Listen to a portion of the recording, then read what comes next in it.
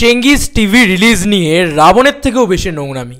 Hey guys, welcome to my channel. আমি ওরা যারা এখন আমরা কথা বলবো হচ্ছে, দেখো জিদ্দা রাবণ ঠিক ঈদে রিলিজ করেছিল এবং সেটা আস্তে আস্তে টেলিভিশনে আস্তে আস্তে একটা বড় সময় লেগে যায়, প্রায় 26শে জানুয়ারি, ওই 23শে জানুয়ারি 26শে জানুয়ারি ওই উইকেন্ডটাতে, ওই উইন্ডোটাতে আসে আর কি। যাই হোক, সেটা নিয়ে খুবই মাঝখানে জল্পনা কল্পনা হয় এবং যেহেতু জিদ্দাকে অনেকেই পছন্দ করেন না, তাই এমন খবর জাস্ট মার্কেটে রটে গিয়েছিল যে এই ছবিটা বিক্রিই হয়নি, এরকম খবর রটে গিয়েছিল, কেউ কিনতেই নাকি চাইছে না এই ছবিটা, এমন নাকি খবর রটে গিয়েছিল। তারপরে দেখা গেল যে না, এই একটা পার্টিকুলার টেলিভিশন চ্যানেল সেটা তারা কিনেছে, স্টার জলসা বা জলসা মুভিজ তারা কিনেছে এবং সেখানে রাবণ দেখানো হচ্ছে।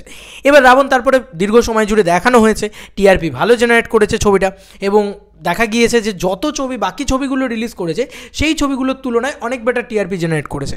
এবার সেটা তাহলে জিদ্দার একটা বড়সড় কী বলবো সাকসেস, কারণ টিআরপি দিয়ে তো জিদ্দা মানে টেলিভিশন রাইটস দিয়ে তো জিদ্দার অনেকটা ভালো একটা বক্স অফিস, মানে একটা ভালো নাম্বার তো জেনারেট হয়, ভালো একটা মানে আর্নিং তো হয়।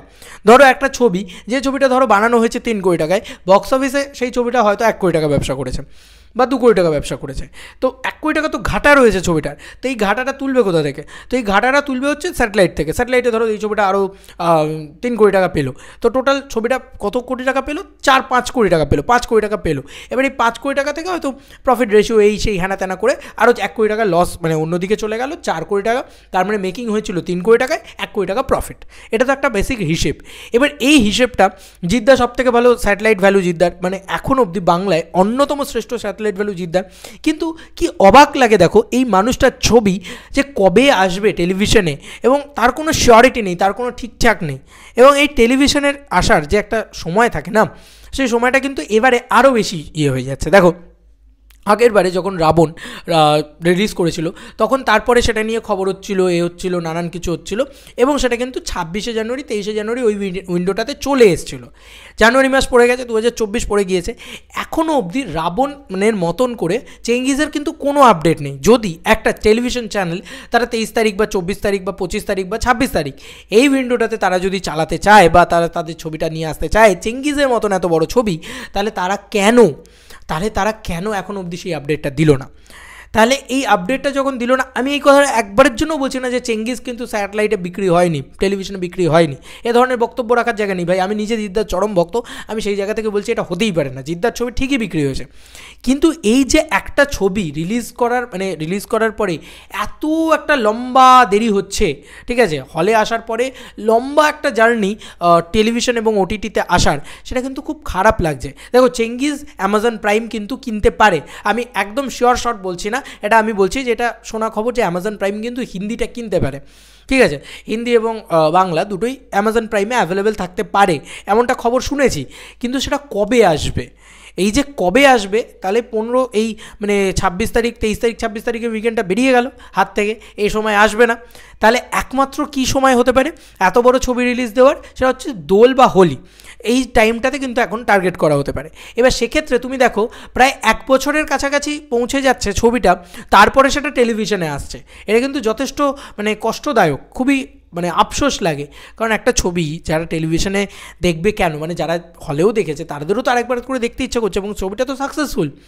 তো এই যে টেলিভিশনে না আসা, দীর্ঘ সময় জুড়ে না আসা, তাতে কি হয়, এটা একটাই প্রবলেম হয়, এটা একটা ব্যাড ইম্প্যাক্ট পড়ে।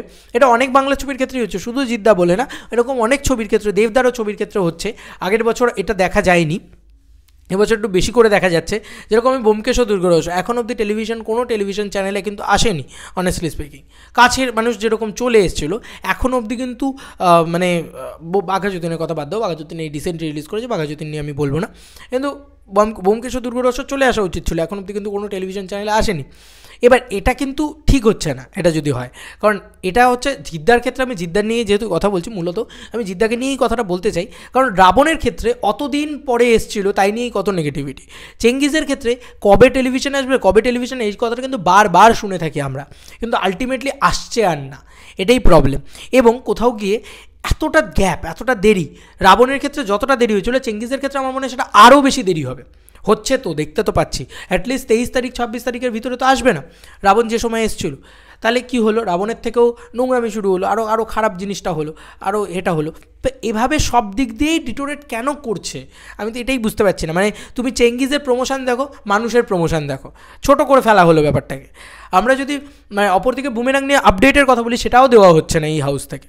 এবং যদি চেঙ্গিজের ইয়েটা বলি, মানে জিৎ ফ্যান্সরা থাকবেটা কী নিয়ে, আনন্দটা করবে কী নিয়ে, চেঙ্গিজের ওটিটি রিলিজ ডেট বা রিলিজ ডেট তোমার কী যেন বলে তোমার টেলিভিশন রিলিজ ডেট, সেগুলো কিছু জানানো হোক, সেগুলোও কিছু জানানো হচ্ছে না বা সেগুলোও কিছু আসছে না।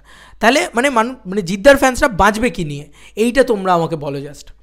আর আমি সত্যিই বুঝতে পারছি না কী হচ্ছে, কেন হচ্ছে।